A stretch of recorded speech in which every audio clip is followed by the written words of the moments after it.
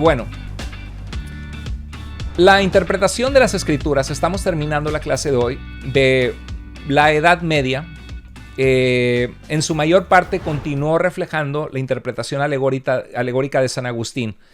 Por ejemplo, la ciudad de Jerusalén, cada vez que se leía en el Antiguo Testamento, le interpretaban, históricamente era la ciudad de Jerusalén, que existía en Jerusalén. Alegóricamente, está hablando de la iglesia cuando habla de Jerusalén.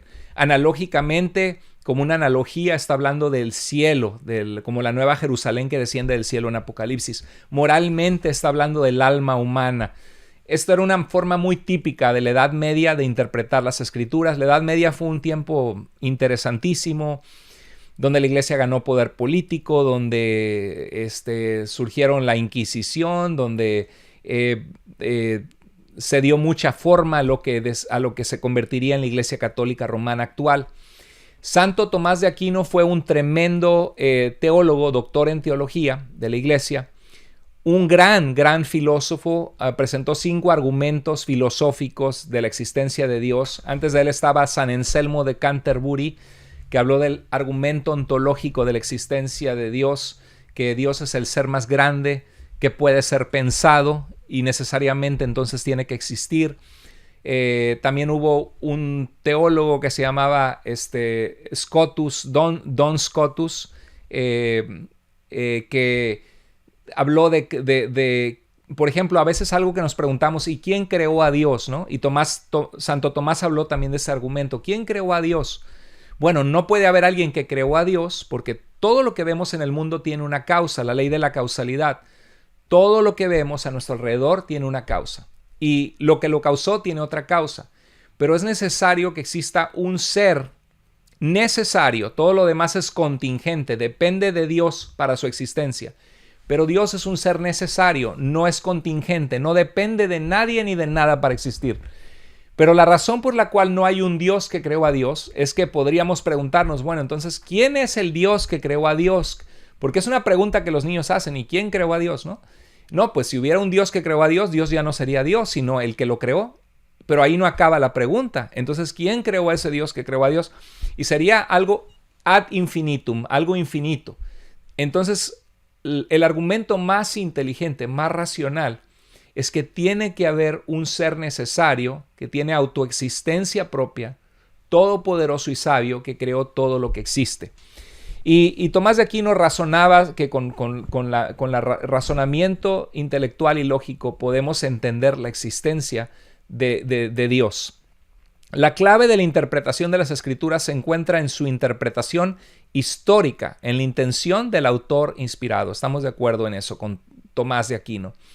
El escolasticismo surgió en estos tiempos. Era la escuela de filosofía medieval que empleó un método de análisis del filosófico basado en Aristóteles, un filósofo griego de muchos años antes de Cristo, alumno de Platón, alumno de Sócrates, ¿no? Y era una mezcla de aristotelianismo y teología cristiana, y dominaron la enseñanza de las escuelas, y ahí se formó las universidades modernas. Esto dominó en Europa medieval del año 1100 al 1700. Entonces las escuelas, lo que hoy conocemos como la universidad, surgieron en la iglesia. Y se le conoce como escolasticismo, y Tomás Aquino tuvo parte con esto. Bueno, hubieron unos monjes también del monasterio de San Víctor en Marsella, Francia, y esta es una foto de su monasterio, pero fueron muy buenos estos hombres, porque aplicaban el principio de interpretación histórica, estudiaban geografía bíblica, enseñaban que la exégesis, sacar el mensaje que el autor original del texto quiso decir, debía determinar la doctrina y no lo contrario. Importantísimo, me encanta esa regla, porque en nuestros tiempos mucha gente cree que está muy basada en la Biblia, pero está más basada en tradiciones, en dogmas, que analizar bien lo que la Biblia dice de un tema. Entonces la Biblia la que debe determinar la doctrina, y no nuestra doctrina a través de la cual vemos o determinamos cosas que la Biblia dice. Ahí es uno de los lugares. Ellos hacían comentarios en las Escrituras, ponían el texto de las Escrituras y a su alrededor hacían el comentario. Ese es el primer comentario bíblico impreso de 1471. Y termino con Nicolás de Lira, este programa. Nicolás de Lira nació en el año 1270, murió en el año 1349, influenció muchísimo a Lutero y a los reformadores, a Calvino. Fue un maestro franciscano francés, fue uno de los practicantes más influyentes de la exégesis bíblica de la Edad Media, Nicolás de Lira. Fue doctor de la Sorbona de París, en la escuela más prestigiosa en Francia. Enseñaba que el sentido principal de las escrituras es literal. Lo que dice, eso es. Ya nos dejamos a un lado, ¿verdad?, de la alegoría. La base textual era tan importante que instó a que se corrigieran errores de textos hebreos. Era un desarrollo temprano de la crítica textual, de analizar los manuscritos antiguos y ver que los manuscritos estuvieran de acuerdo, y si veía un manuscrito moderno que tenía un error, automáticamente sabía que los más antiguos eran más confiables, porque se había equivocado el copista en una palabra, en una letra. Nicolás utilizó todas las fuentes disponibles, dominó completamente el hebreo, y lo aprendió y extrajo abundantemente de comentarios de rabinos de su tiempo, de su época. Había un rabino muy conocido que se conoce como Rashi, y otros comentarios rabínicos. Y dijo: no pretendo afirmar ni determinar cosa alguna que no haya sido manifiestamente determinada por la Sagrada Escritura o por la autoridad de la Iglesia. Porque él creía que en lo que decía Vicente de Lerins, que tiene que haber, que no puedo yo de la manga sacar una interpretación que nunca ha existido y desviarme de lo que ha sido creído por todos siempre.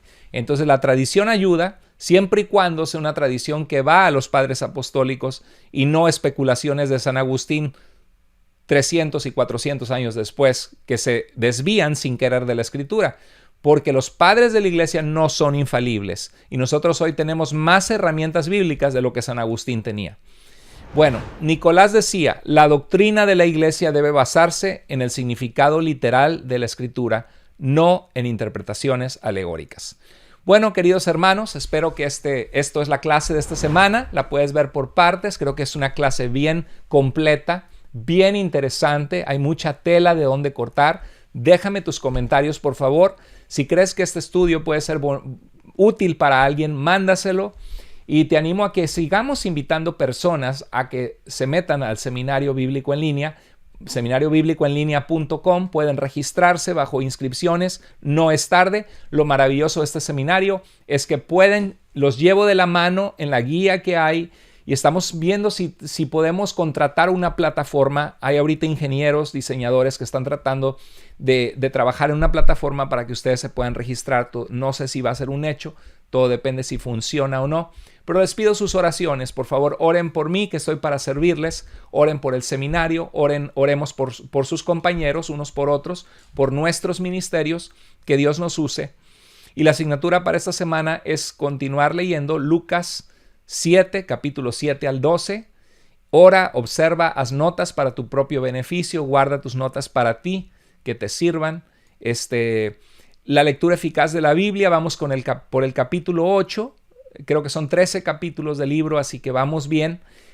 Las parábolas, comprende lo que digo. Comprende lo que digo, dice las parábolas, es el nombre del capítulo 8. Y estudia la guía que ponemos aquí en Seminario Bíblico en Línea, programa de estudio hermenéutica, y haz el mini examen. Queridos hermanos, les mando un abrazote. Por favor, no te desanimes. Continúa adelante hasta el fin. Vale la pena el esfuerzo. Aunque te tardes, no importa. Acuérdate lo que dijo San Agustín: más vale que salirte del camino. El cojo que va avanzando hacia la meta avanza algo, pero el que se sale del camino y corre a otro lugar cada vez se aleja más. Así que continúa fiel al Señor, lee su palabra, seamos cristianos que amamos las Escrituras, que tenemos ese balance entre amar a Dios con todo nuestro corazón, con toda nuestra mente, entre usar la razón, la inteligencia que Dios nos dio, pero también usar el corazón, la humildad, el amor y servir a Dios con excelencia. Si eres pastor, que Dios te bendiga, que bendiga tu ministerio. Si tienes un ministerio en tu iglesia, que Dios te bendiga grandemente. Por favor, déjame tus comentarios. ¿Qué aprendiste? ¿Qué fue de bendición? Es bueno que comentemos en el canal de YouTube Y cualquier pregunta que tengas, escríbeme a contacto en seminariobiblicoenlinea.com. Les mando un abrazo, que Dios les guarde y bendiga. Hasta luego.